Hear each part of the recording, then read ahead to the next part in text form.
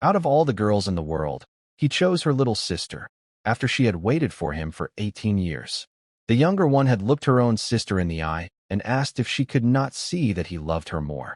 And he had stood there and confirmed it. Yes, he loved her so much. The music was loud, echoing across the city wedding hall. Lights glittering, guests laughing, everything perfect until it wasn't. A hush spread, heads turned. At the entrance stood a tired, older woman in worn clothes. Soyeon. Her eyes met the groom's. He froze. His smile died. And then the bride turned. Jeon, her younger sister. A whisper cut through the silence. Wasn't that the persimmon seller? Before anyone could understand, insults flew. She was pushed, humiliated, thrown out like she meant nothing. The doors shut. The music continued as if she never existed. Subscribe now to Twilight Reimagined TV, because this story is so unimaginable. 18 years earlier, Soyeon was the kind of girl people noticed the moment she walked by. Not just because she was beautiful, but because there was something gentle and strong about her at the same time. Every morning before the city fully awoke, she was already outside arranging ripe persimmons in her tray, tying her cloth wrap tightly around her waist. The neighbors in the narrow alley would call out from their doorways asking if she was up again so early. She would smile softly and reply that there was no time to sleep when people were depending on her. Life had not been kind to her family. Her father was gone, taken suddenly by illness, and her mother lay weak most days, coughing softly from the corner of their small room. Soyeon would kneel beside her and whisper that she would be fine. Everything rested on Soyeon. She was the one who fed them, the one who paid the bills, the one who carried the weight no young girl should carry. Under the pale winter sun, she walked through the busy market streets of the Old Town district calling out her wares, her voice calm, never desperate, even when her legs ached. Men often stopped her, not just for the fruit, but for her. They told her she was too beautiful for that kind of work. Others laughed and offered to marry her and take her away from all the hardship. But she would shake her head gently, adjusting the basket on her arm, thanking them politely, and saying that her sister had to go to school first. That was her first duty, and she meant it. Jeon was everything to her. One evening, after a long day with barely any sales, Soyeon counted the little money she had left. It wasn't enough for both food and school books. She stood quietly for a moment, thinking. Then she walked to the small stationery shop at the end of the alley. She placed the money on the counter and asked for the books. Later that night, Jeon looked at the books with shining eyes and asked if she had really bought them. Soyeon smiled, hiding her tiredness, and told her, of course, that she must not fall behind in school. Jeon asked softly what they would eat. Soyeon waved it off, sitting down slowly, saying not to worry, that she was not hungry. But as the night grew quiet and Jeon slept peacefully, Soyeon lay awake, her stomach empty, staring into the darkness, holding on to one simple hope that all her sacrifices would one day mean something. It was on a cold afternoon while Soyeon stood by the roadside arranging her persimmons that Juno first stopped in front of her. He looked like many other young men in the city. Simple clothes, worn trainers, but there was something different about his eyes. Something alive, something restless. He asked how much for the persimmons. She replied calmly, not even looking up at first, giving him a fair price. He asked for twice as many as he needed, just to have a reason to stay. She handed them to him, and as he paid, he didn't leave. He told her she was always there. She glanced at him briefly and said she had to be. He told her she worked too hard. She shrugged and said life didn't give them a choice. From that day, he kept coming back. Sometimes to buy, sometimes just to talk.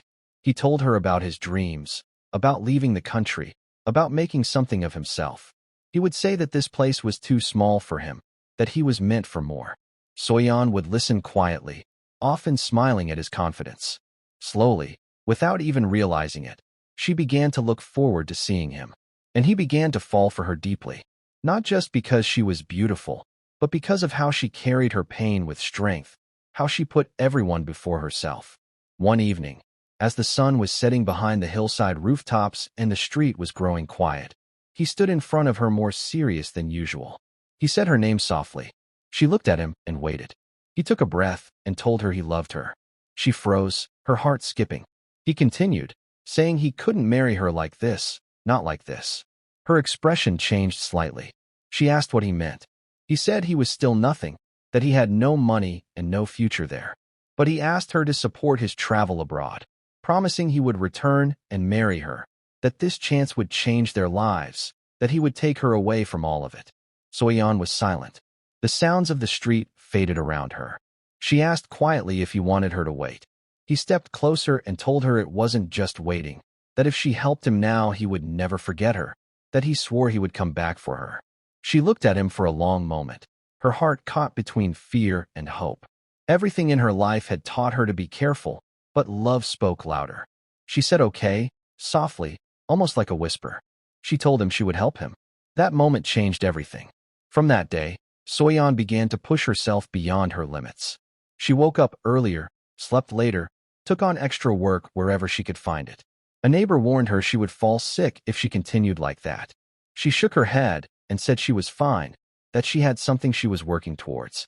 She saved every coin, every note, hiding it carefully. Some days she didn't eat at all. When her mother noticed and asked if she had eaten, she would smile faintly and say yes, that she had already eaten outside. But it was a lie. At night, hunger would twist in her stomach. But she would close her eyes and think of the future Juno had promised her. A better life, a different life. And with that hope, she kept going, giving more of herself than she ever had before. The money was never enough. No matter how hard Soyeon worked, no matter how many extra hours she pushed her tired body through the streets, it was never enough for what Juno needed. One evening, she sat quietly beside her mother's old lacquered chest, staring at it for a long time. Inside it were the last things her mother still had of value. Small pieces of hanji-wrapped jewelry her father had given her long ago. Her mother watched her carefully and asked weakly what she was thinking. Soyeon forced a small smile and said nothing. But it was not nothing. The next morning, she took the jewelry to the market. The woman at the stall looked at her with surprise and asked if she was sure she wanted to sell such fine pieces. Soyeon nodded, her voice steady even though her chest felt tight, and said yes, she was sure. The money she got still wasn't enough. Days later, she stood at the edge of their small plot of land on the outskirts of the village, the only thing her father had left behind. Yoonji approached her and told her she couldn't be serious, that the land was her family's last hope. Soyeon swallowed hard and replied quietly that she knew, but she needed to do it. And she sold it. Every one, every sacrifice, she gathered it all and gave it to Juno quietly, without telling anyone the full truth. When he saw the money, his eyes widened and he asked where she had gotten it all. She told him it didn't matter, that they needed to move forward. He held her face in his hands and told her she had done all of this for him. She smiled softly and reminded him that he had said it was their future. He held her hands tightly and promised he would not disappoint her. The day he was to leave came too quickly. Seoul Station was busy. People moving fast through the wide corridors, announcements echoing off the tiled walls, luggage rolling across the polished floors. Soyeon stood beside him holding a small bundle of kimbap and rice crackers wrapped neatly in cloth. She handed it to him and told him he might get hungry on the way. Juno looked at her, his expression serious, almost emotional. He lowered his voice and told her to wait for him, that he would come back for her, that he swore it. She nodded even though her eyes were already filling with tears and told him softly that she would wait. He stepped through the platform gate, still looking at her.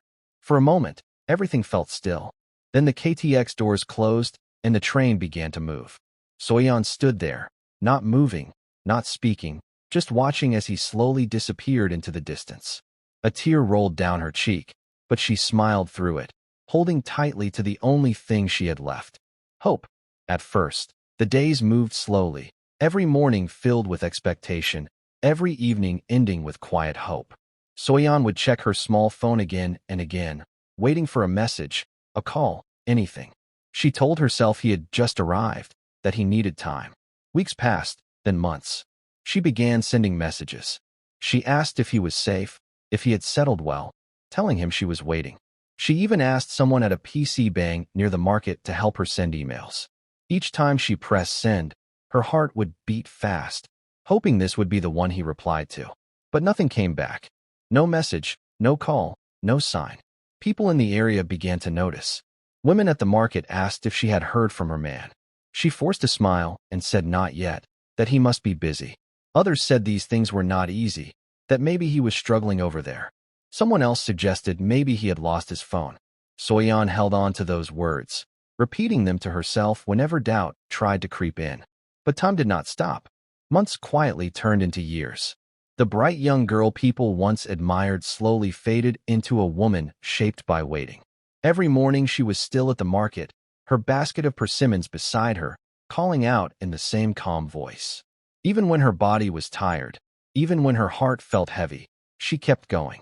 Jeon's school fees had to be paid. Jeon would come to her saying she needed new books again, and Soyeon would nod without hesitation and tell her not to worry, that she would handle it. And she always did. She gave everything again and again without complaint. But life moved forward for everyone else. One by one, girls her age got married. Music would fill the streets of the neighborhood. Laughter would echo from celebration halls, and Soyeon would stand at a distance, watching quietly. Someone joked one day, asking when they would come to her wedding. She smiled faintly, but her eyes didn't shine the same way anymore. She replied very soon, softly, though even she no longer knew if that was true. At night, when the world was quiet, she would sit alone staring at her phone, scrolling through old messages she had sent, messages that were never answered. Her fingers would pause over the screen as if she wanted to send another one, but she would stop. Slowly, without anyone noticing, Soyeon became someone the world no longer looked at twice. Just the persimmon seller at the corner of the old market street. Older now, quieter, carrying not just a basket beside her, but years of waiting in her heart. The news started like a small whisper, then quickly grew into something everyone was talking about. A wealthy man who had gone abroad was coming back to marry. They said he had done very well for himself overseas. The whole neighborhood became lively overnight. Decorations went up outside the wedding hall on the main road. Chairs were arranged, music was being tested, and people moved around with excitement. Soyeon heard the talk like everyone else, but didn't pay much attention. Life had taught her not to expect anything anymore. That day she returned from the market later than usual, her steps slow, her body heavy with exhaustion. Her basket felt heavier than ever. As she got closer to her street, she heard loud music, laughter, and the sound of celebration filling the air. She paused and murmured softly to herself, asking what was going on. A young boy ran past her shouting that there was a big wedding and she should come and see. She hesitated for a moment, then slowly adjusted her basket and walked toward the sound. The closer she got, the louder it became. The more people she saw, all dressed beautifully, smiling, celebrating. She stopped at the edge of the crowd, trying to understand what was happening. Then her eyes moved to the front, and everything inside her went still. The groom stood there dressed in a fine traditional hanbok, smiling proudly. It was Juno. Soyeon's breath caught in her throat. Her fingers tightened slightly against the basket handle. She whispered under her breath that this couldn't be. Then her eyes shifted slowly to the bride standing beside him. The smile on her face. The familiar face she had known all her life. Jeon, her own younger sister. In that moment the noise around her faded. It was like the world had gone silent. Images rushed into her mind all at once. Herself standing in the cold, selling persimmons, counting coins late at night, going to bed hungry, selling her mother's jewelry, letting go of their land. Juno's voice promising her that he would come back, that he swore it. Her chest tightened painfully. Her lips trembled slightly. She took a step forward, her voice barely coming out, calling his name. For a brief moment Juno's eyes met hers, and something like fear passed across his face, something that looked almost like guilt. But it disappeared just as quickly. He looked away, his jaw tightening, his expression turning cold, as if he did not know her, as if she meant nothing. Soyeon stood there confused, her voice shaking, telling him it was her. But before he could say anything, Jeon stepped forward and told her sister she could not see that he loved her more. Juno confirmed it, saying yes, he loved Jeon so much. Soyeon tried to speak. Jeon cut her off immediately and told her not to spoil the wedding, to leave. The words hit her like a slap. Voices began to rise from the crowd, then laughter. Someone asked who she was. Another answered loudly that she was just the old persimmon seller from the corner. A few people laughed openly. A woman whispered about her clothes, asking if she had really come like that. Soyeon's hands trembled slightly as she held her basket tighter. She tried again, her voice breaking, asking Jeon to please listen. But Jeon shook her head with irritation and told her to leave, that she was causing embarrassment. Suddenly a man from the crowd stepped forward and shoved her roughly, asking if she had not heard. Soyeon lost her balance. Her foot slipped on the polished floor of the wedding hall entrance, and she fell hard to the ground. The basket dropped from her hands, and in an instant the persimmons rolled everywhere, scattering across the floor, some splitting open, their deep amber flesh staining the tiles. The crowd stepped back to avoid them, but no one helped her. Soyeon just sat there for a second, staring at the persimmons spread around her, her chest rising and falling slowly, her eyes empty, as if something inside her had finally broken. It was more than fruit on the ground. It was everything she had worked for, everything she had given, all scattered and wasted. Someone shouted to get her out of there. Two men grabbed her by the arms and pulled her up roughly, barking at her to move, dragging her toward the exit as people watched, some laughing, some shaking their heads. No one defended her. No one spoke for her. And just like that, she was pushed out, thrown away like a stranger who had no place there. The sound of music rising again behind her as the celebration continued without her. That night, Soyeon sat alone in the dark, her back against the cold wall of her small room, her hands resting loosely in her lap. The room was quiet, too quiet, but her mind was not. Everything replayed again and again. The laughter, the insults, the way they looked at her, the way Juno turned his face, the way Jiyeon spoke to her like she was nothing. She didn't cry. Not anymore. The tears had stopped somewhere along the way, as if her heart had simply run out of them. She let out a slow breath and shook her head slightly, murmuring softly that so this was how it ended. For a long time, she just sat there staring into nothing until something deep inside her shifted. It was not loud, not sudden, but it was strong. Something broke, and something new quietly took its place. She straightened a little, her eyes no longer empty but calm, almost distant. Then she spoke again, her voice low but firm. She had given them everything. Now she would choose herself. The words hung in the air, heavy but clear. She slowly stood up, her body tired but steady, and looked around the small room that had held all her years of struggle. There was nothing much to take, just a few clothes, a small bag, and the little money she had left. She began to pack quietly, folding each item carefully without hesitation. No anger, no noise. Just a quiet decision that could not be undone. Outside, the night passed slowly, and before the first light of morning touched the sky above the rooftops, Soyeon was already at the door. She paused for a brief moment, her hand resting on it, her eyes moving once around the room. But there was nothing left for her there. No reason to stay. She opened the door gently and stepped out into the cool, early morning air. The alley was empty, silent, as if the world had not yet woken up to stop her. Without looking back, without saying a word to anyone, without leaving any message behind, Soyeon walked away.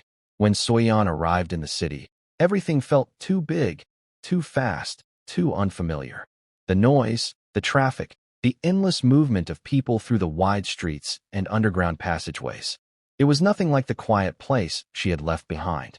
She stood by the roadside with her small bag in her hand, looking around, unsure of where to go next. For a moment fear crept in, and she whispered to herself, asking what she was doing there. But almost immediately she shook her head and told herself she had not come that far to be afraid. She took a deep breath and stepped forward. With the little money she had left, she found a small corner in a busy indoor market and started again, just like before, selling fruit. The first few days were not easy. Customers argued that her prices were too high. She would respond calmly, telling them to take it fresh like that and promising they would come back tomorrow. She watched everything carefully, how others sold, how they spoke, how they arranged their goods. She learned quickly. She became sharper, more focused. Every morning she arrived earlier than most. Every night she closed later than the rest. Another seller asked one day if she never got tired. Soyeon gave a small smile and said she had been tired for years, that this was nothing. She spent carefully, saved strictly, wasted nothing. Slowly her business began to grow. What started as a small fruit corner became a proper stall, then a shop. A customer told her one afternoon that she had really changed things for herself. She nodded politely and said she had just stayed consistent. She began supplying fruit to other vendors, then to larger shops. She built connections, trusted no one blindly, and made decisions with a clear mind. Years passed quietly, but her progress spoke loudly. The same woman who once stood in the cold with a basket by her side was now running something much bigger. Workers would come to her saying the goods had arrived, and she would tell them firmly to check everything before it left. She moved from selling on the street to controlling supply, then expanding beyond the city. Her name began to carry weight. People spoke of her with respect. The struggle had shaped her, but it did not break her. It built her. And one day, the day Soyeon returned to the village, no one recognized her at first. The sound of a sleek luxury car rolling slowly down the narrow old street drew attention immediately. People stopped what they were doing and turned to look. Someone whispered, asking who that was. Another asked which important woman this could be. The car came to a slow stop. And when the door opened, Soyeon stepped out, calm, confident, dressed in quiet elegance that spoke louder than any words. For a moment there was silence. Then the murmur began. People looked twice and said it could not be, that it was Soyeon. Shock spread through the crowd like fire. The same people who once looked past her now stood frozen, staring. Then someone ran off to call Juno and Jiyeon. It didn't take long before they appeared, but they were not the same. Their clothes were simple, worn. Their faces carried the weight of struggle. The life they had chosen had not turned out the way they imagined. The moment they saw her they hesitated, unsure, almost afraid. Then slowly they began to walk toward her. Juno called her name softly, his voice no longer proud. Jiyeon stood beside him, her eyes lowered. Soyeon looked at them quietly, her face unreadable. Juno swallowed hard and said they needed to talk. She held up her hand slightly, stopping him. Her voice was calm, steady, without anger. She told him that some journeys don't go backward. The words landed heavily. Jiyeon's lips trembled as she said they had made a mistake. Soyeon said nothing for a moment, then turned slightly, looking at the people around her, at the same streets she had once walked in pain. Later that day, word spread again, but this time for a different reason. Soyeon began helping quietly. She paid school fees for children in the neighborhood, supported families in need, and gave others the chances she never had. She moved through the streets handing out support to families, and they bowed their heads and thanked her, calling her madam with deep gratitude. She nodded politely, but her kindness had direction. When Juno finally found her again, he looked broken, his voice shaking as he told her he was sorry and asked her to forgive him. She looked at him, not with anger, but with something deeper, something settled. She told him softly that she had forgiven him long ago. He looked up quickly, hope flickering in his eyes. But her next words ended it. She told him she would never return to who she was. Silence followed. There was nothing more to say. She had moved on, not just in life, but in spirit. Before leaving, she made one lasting decision. She set up a foundation supporting young girls in the village, making sure they could go to school, making sure they would never have to give up their lives for others the way she once did. And when everything was done, Soyeon walked back to her car, not in anger, not in pride, but in quiet dignity, leaving behind a past that no longer had any hold on her.